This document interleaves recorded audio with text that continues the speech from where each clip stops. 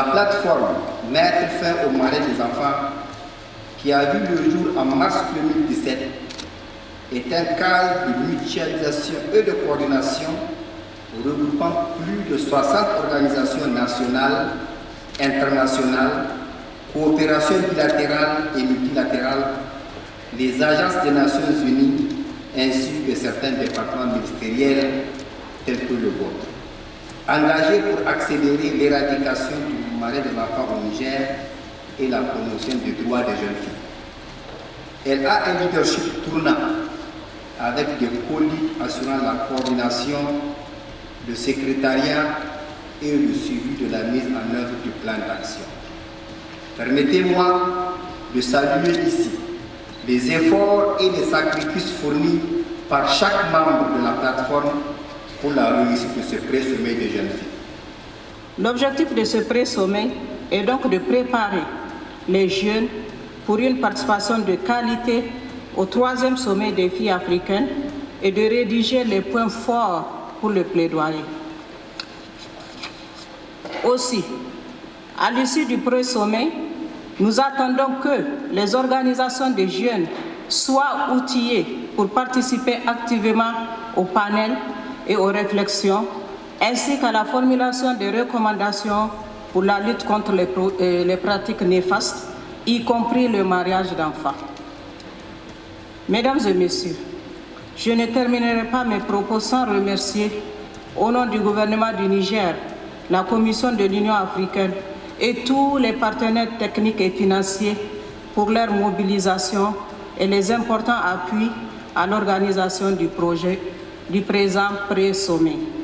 Sur ce, je déclare ouverts les travaux du pré-sommet des jeunes en prélude au 3e sommet des filles africaines. Je vous remercie.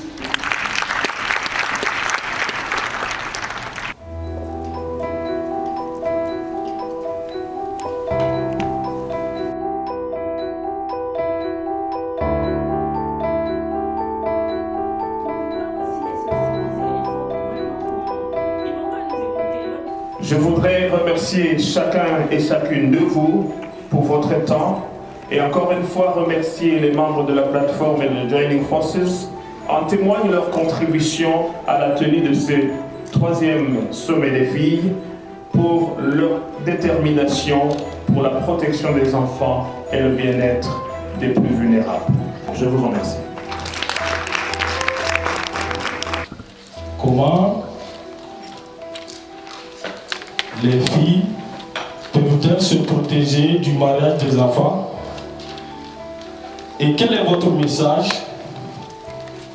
aux autres filles, à leur famille, à leur communauté, au gouvernement et aux institutions de l'Union africaine? Qui va casser la glace? Moi, je dirais en premier lieu que l'éducation. Comme tout le monde, nous le savons tous que l'éducation est une partie imminente de l'homme. Le savoir est important, car on dit souvent que l'ignorance est la mère de tous les vices. Et ces pratiques, c'est parce que les gens ignorent leurs conséquences, ignorent ce qu'ils causent à ces enfants qui deviennent des victimes, ces actes monstrueux qui sont commis. C'est vraiment choquant si les gens pouvaient vraiment savoir et prendre conscience des dangers et ne le feraient pas. Nous allons poursuivre avec la deuxième question.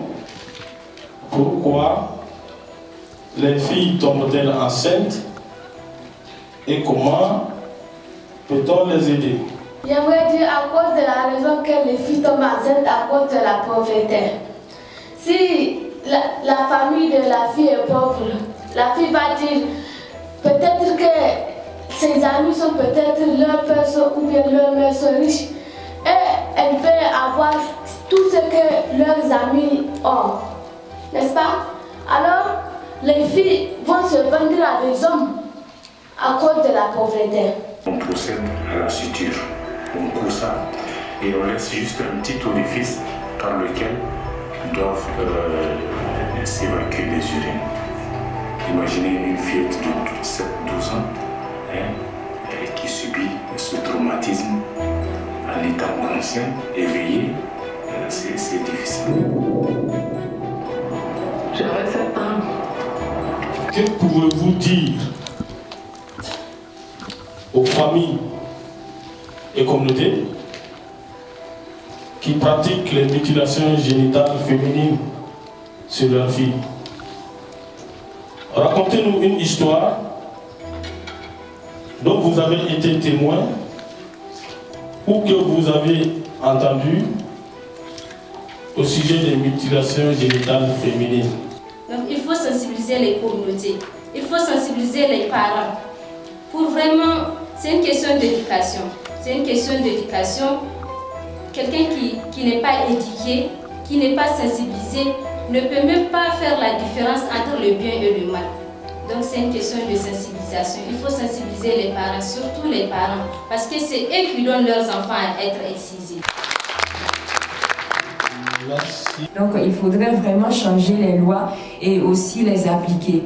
Parce que moi j'ai pas vu un cas réel, mais quand même dans les films, les documentaires que j'ai eu à regarder, tu vas voir que la fille, elle a été soit mariée à un âge précoce ou bien elle a eu l'excision, mais elle n'arrive pas à aller vers un poste de police. J'ai toujours entendu parler d'excision, pratiques néfastes et tout, mais j'ai jamais mis une image sur la chose. Et j'avoue que c'était choquant, très très choquant. Et je pense que ce genre de cadre, c'est très important pour qu'on puisse vraiment voir à quel point c'est pas que des pratiques, c'est monstrueux, c'est horrible. Ina da shekara 12 aka yi ma aure a gidanmu, auren dole aka mutu. Bayan na je gidan, na ga wahalhalu da dama a cikin gidan auren da ni. Ban taɓa ganin farin ciki ba. Kuma iyayenmu idan suna mana aure ba sa yin zuwa su yi bizi. Sai dai su ɗauke mu su ba da mu a aure, ba su san me yake faruwa da rayuwarmu. Duka shekara na yanzu na samu shekara 20. Na zo na haifi yata. Ina ne ina wahala har yanzu wahala ta kare saboda irin halin da na samu shi. Sun yi ma aure na. Moi, au-delà des sensibilisations que mes filles ont, persiste pour dire qu'il faut continuer à faire les sensibilisations. Je n'en disconviens pas. L'État doit prendre des arrêtés, des lois qui vont carrément interdire ces pratiques. Sincèrement, parce que ça là, c'est des crimes qu'on commet à l'endroit de nos enfants, de nos petits-enfants. C'est pas normal. Je ne sais pas si tout le monde sait qu'au Niger, à partir de 15 ans, la fille peut se marier. Et pour le garçon, c'est l'âge de 18 ans. Alors que le Niger a signé la Convention pour la protection des droits des enfants. Il y a un déséquilibre au niveau de la loi. Il faut absolument des lois qui protègent les enfants. Je ne sais pas comment il peut y avoir une loi qui protège les enfants et une loi qui motive ou qui motive le fait qu'on marie les enfants. Ça n'a pas de sens, ce n'est pas cohérent. L'éducation sexuelle, quoi qu'on en pense, bon ou mauvais, c'est quelque chose qui est nécessaire. C'est absolument nécessaire, on ne peut pas s'en passer. Chers participants, chers panélistes, merci.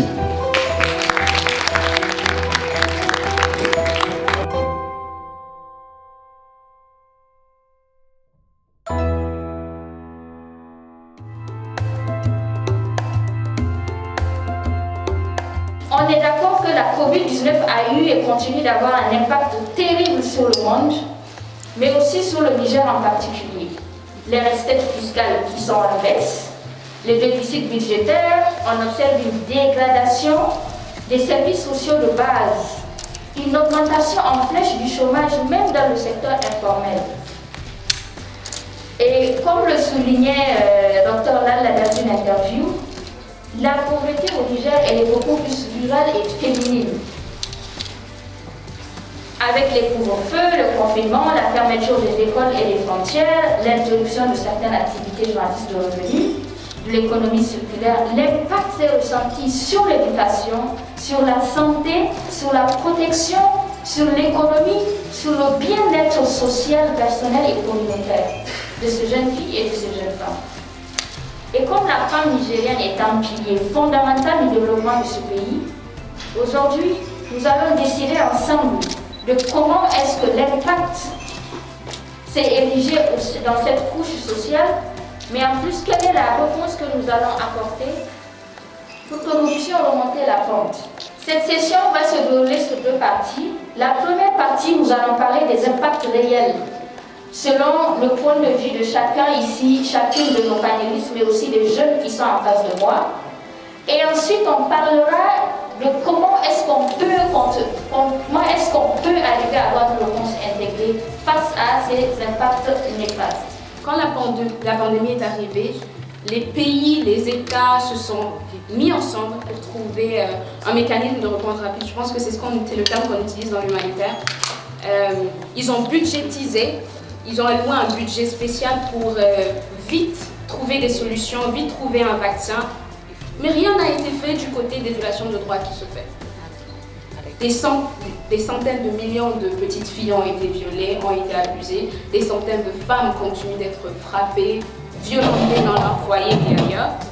Et bizarrement, pour ça, il n'y a pas eu de... Les États ne se sont pas dit « Ah, il y a des gens dans les droits, quand même plus de la moitié de la population mondiale, dont les droits sont en train d'être bafoués, violés, il faudrait trouver un mécanisme de réponse rapide. » Ça n'a pas été fait. En tout cas, dans ma communauté, ça n'a pas été fait. Aujourd'hui, avec le Covid, les bailleurs ou les partenaires ont restreint les financements. Le déplacement n'est pas facile. Avec l'insécurité également au niveau des communes ou des arrondissements, la circulation ne se fait pas. Il n'y a pas de moto. Avant, les femmes se font évacuer même à travers les motos, les tricycles. Et aujourd'hui, ces femmes n'ont pas accès aux services sociaux de base. Combien en souffrent aujourd'hui dans ces villages? Combien on va aller récupérer? Parce que nous, notre stratégie consistait à faire des caravanes de sensibilisation, en plus de la réintégration. Et au niveau des caravanes, ce sont des messages que nous émettons par des diffusions de radio et aussi à travers des conférences débats, projection de films numériques. Et chaque nuit, on fait un village. Mais aujourd'hui, tout ça, c'est bloqué. C'est bloqué, il n'y a pas d'activité. Alors, les femmes, comment elles sont dans les villages? Comment elles vivent dans les villages? Nous disons qu'il y a un problème très grave que Covid-19 nous a amené. Ça a bloqué nos activités. Donc, on sait que les femmes et les filles sont beaucoup aussi dans le secteur informel et que cela génère en fait l'économie circulaire. De votre point de vue, quel a été l'impact dans ce secteur-là de la Covid-19? Cela a beaucoup limité les différentes activités génératrices de revenus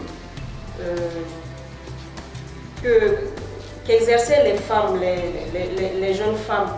Ces jeunes femmes qui ont l'habitude d'acheter de la marchandise et de les revendre, là les frontières sont fermées. Alors l'approvisionnement se fera comment? En interne, cela a provoqué un rehaussement des prix, une inflation des prix. Et là également, c'était un véritable frein au niveau de tout ce qui constituait les activités génératrices de revenus. Madame Francesca, je reviens à vous. Vous êtes coordinatrice protection chez l'ONG Cooperazione Internazionale, COPI pour résumer. Selon vous, selon les activités que vous menez donc, dans la région de Tillabéri, on sait que c'est une région où règne le conflit depuis un bon moment. Donc en plus de cette pandémie de la Covid-19, les vulnérabilités qui existaient déjà dues à la pauvreté et au conflit, quel a été l'impact notable sur les personnes qui sont bénéficiaires par exemple de vos programmes? Les activités communautaires ont dû subir un arrêt quand la pandémie est arrivée ici au Niger. Et donc pour plusieurs mois, on n'a pas pu continuer les activités de la même, pas du tout comme on le faisait avant. Et quand on a repris, on a dû quand même adopter certaines mesures pour limiter le nombre de personnes qui participaient, d'enfants et de femmes qui participaient aux activités. Et donc là, il y a plusieurs choses qui ont été remarquées. Donc d'un côté, que le nombre surtout des filles qui participaient aux activités éducatives avait diminué. Et donc, d'un côté, ça pouvait aussi être parce que beaucoup s'étaient déplacés pour pouvoir aller au mariage, pour pouvoir aider la famille à subvenir aux besoins économiques. Comme la collègue disait, la situation économique a beaucoup impacté sur les familles et donc les enfants ont été impliqués dans les activités génératrices de revenus. Et aussi, on a aussi noté une perte, aussi un manque, une diminution de dénonciation parce qu'avec un accès limité aux services d'appui, de protection, les communautés ont perdu le contact avec les services de protection appropriés. Et donc il y avait aussi une diminution de dénonciation des cas de VBG ou de mariage précoce qui s'est avérée. Merci beaucoup, Madame Francesca. J'ai envie de demander à Madame Valira aussi, est-ce que la COVID-19 a vraiment impacté vos différents programmes? Dans une zone de crise où déjà les gens sont traumatisés et que maintenant la pandémie vient arrêter toutes les activités, donc vous voyez que c'est vraiment un grand défi auquel nous nous sommes confrontés. Mais nous avons revu et repensé les activités pour pouvoir continuer à travers plusieurs mécanismes pour atteindre nos cibles. Parce qu'on ne fait pas en sorte que la pandémie ou bien la crise fait que nous allons arrêter le programme. Donc nous avons fait en sorte qu'à travers différents mécanismes pour pouvoir atteindre nos cibles.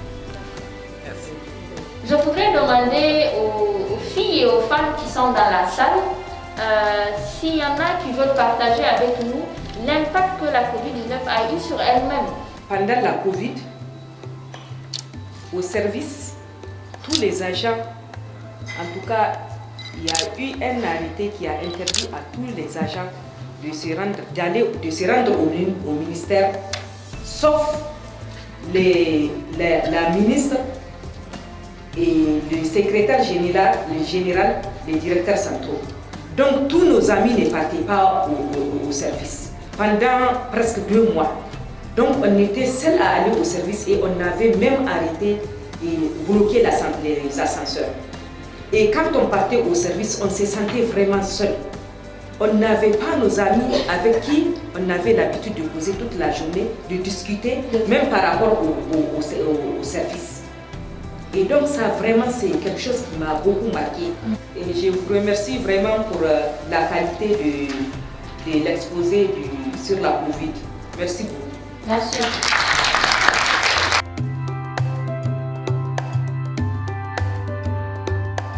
We develop policies that can be applicable anywhere and everywhere, because we cannot ignore the fact that we have trafficking as well going on right now with the COVID situation. So if a girl from Zimbabwe, she's found in Niger and she's been exploited here, the solutions that they have should seem uniform, in as much as yes, there's unique situations, those can be catered for on a separate note. But if we make sure we remove the ideology of this country for its own, girls are girls. Africa is going through a similar dilemma of girls being abused and used and having different situations. Merci beaucoup Alora. Un dernier mot de la présidente de l'ONG Dimol afin qu'on puisse conclure cette session.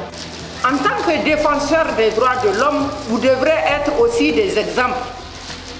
Si vous parlez, vous devrez avoir la tête haute. Mais vous ne pouvez pas défendre une cause sachant que vous-même vous êtes dans l'erreur. Mettez-vous à la place de ce que vous voulez être, que ce soit ce que vous voulez pour les autres. Merci. On a entendu ici qu'il y ait plus une démarche participative dans les solutions qu'on veut proposer.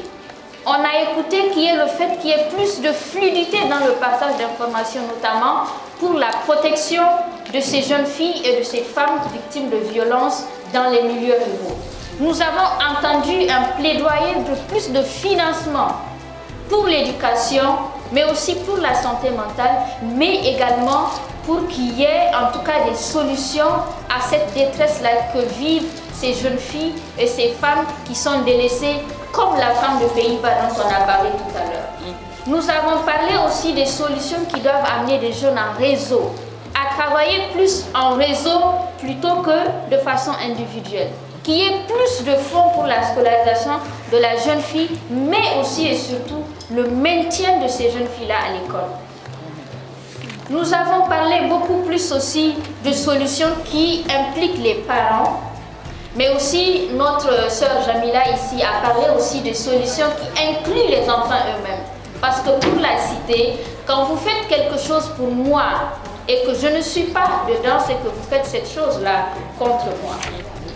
On a entendu aussi une solution beaucoup plus globalisée qui est des politiques publiques. Il faut qu'il y ait des politiques publiques parce que vous et moi savons que quand il faut faire des activités, quand il faut poser des actions, quand il n'y a pas une politique publique au niveau global qui soutient cette action, on n'a pas beaucoup de retombées. Notre madame de la banque ici nous a expliqué qu'il faut qu'on formalise les activités génératrices de revenus pour avoir plus accès au financement et fructifier les résultats et les recettes au niveau de ces femmes-là. Merci infiniment à toutes et à tous. Le temps que vous avez consacré ce matin à parler de ce sujet extrêmement important permet de tracer une feuille de route, permet de prendre des décisions et je nous demanderai à toutes et à tous de faire en sorte que ces décisions soient appliquées, de faire en sorte qu'on ne vive pas juste parce qu'on a notre petit confort, qu'on pense à cette femme de Pays-Bas, qu'on pense à cette femme Taloma, qu'on pense à toutes ces filles et ces femmes victimes de violences basées sur le genre. Donc ce n'est pas des statistiques, on n'est pas dans un féminisme réseau social, on est dans la vraie vie. Vous avez entendu le témoignage ici, les gens ont pleuré dans la salle. Je voudrais qu'en sortant de cette salle, chacun se sente responsable de pouvoir apporter quelque contribution que ce soit pour que cette cause qui nous a réunis ce matin ne soit pas une cause perdue. Je vous remercie beaucoup.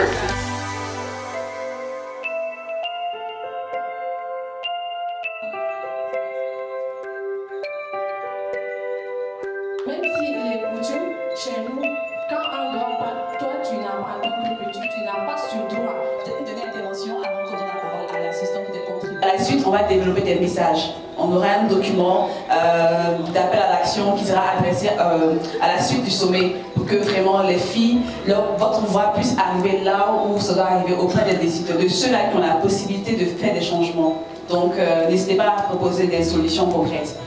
C'est comme si on nous invite autour de la table, mais on ne nous implique pas dans la mise en œuvre. Et ça, nous, on ne veut pas de ça. Il y a beaucoup de jeunes qui ont de talent. Il y a beaucoup de jeunes qui ont de la vision. Comme on le dit, on va le rappeler, tout ce qui est fait pour nous, ça nous est contre nous. En termes d'employabilité de jeunes, il y a quelque chose qui est en train de nous freiner. Lorsqu'il y a des avis de recrutement qui se passent et qui sont communiqués sur les moyens de communication, de la radio, les plateformes numériques, etc., il y a toujours l'expérience qu'on demande, l'expérience professionnelle. Alors qu'au Niger, pour avoir même un stage, là, tu es carrément bloqué. Tu peux finir tes études sans avoir accès à un poste de stage. C'est ça aussi qui est en train de nous bloquer. L'État pouvait faire des conventions formelles, rendre facile les conventions avec SOS au Burkina pour permettre aux jeunes de participer aux activités. Merci. Au niveau du management organisationnel, vous êtes une jeune structure féminine, vous ne savez même pas sur quoi avoir un manuel de procédure ou autre, donc vous êtes lésés. Donc nous voudrons assurer que les partenaires comme CEV, comme SOS Village d'Enfants, que vous ouvrez vos critères pour pouvoir permettre à ces jeunes-là d'adhérer et pour leur permettre de mener eux-mêmes leur combat et non les accompagner. En marge de ce sommet, nous nous sommes mis ensemble avec un certain nombre de structures qui œuvrent dans la même thématique pour animer une session parallèle qui porte sur l'engagement des jeunes face aux États par rapport à la problématique de la protection de l'enfant. Nous avons échangé avec des jeunes, des délégations venues d'autres pays de l'Afrique comme la Sierra Leone, comme la Côte d'Ivoire, le Burkina, qui sont venus nous exposer les difficultés, les défis et les perspectives quant aux engagements pris par leurs pays respectifs depuis le premier sommet qui s'est tenu à Lusaka ensuite celui tenu au Accra et également ce troisième qui, je dois le rappeler, n'est pas un sommet pour en faire un sommet, mais un sommet pour ensemble voir quel a été le parcours, quelles étaient les recommandations qui ont été prises en compte. Ma communication a porté sur la question du financement pour mettre fin au mariage d'enfants.